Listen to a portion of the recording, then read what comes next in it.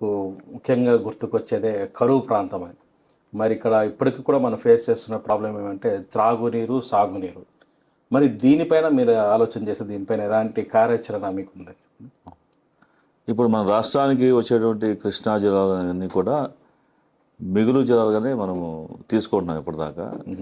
నికర జలాలు కావాలి అంటే మనకు వచ్చేటువంటి కోట ఫిక్స్ కావాలి.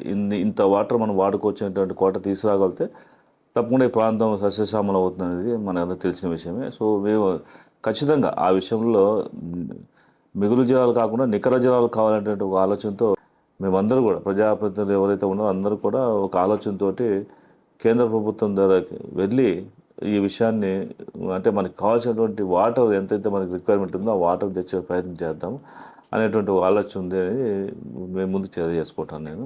అంతేకాకుండా ఇప్పుడు వచ్చేటువంటి నీళ్ళతోటే గతంలో అంటే గత తెలుగుదేశం పార్టీ హయాంలో డ్రిప్ ఇరిగేషన్ ద్వారా మనం వాటర్ సేవ్ చేసుకుంటూ ఆ యొక్క రైతన్న పంట పండించుకునేటువంటి అవకాశం ఉండేది. ఈరోజు డ్రిప్పులు కూడా తీసేశారు.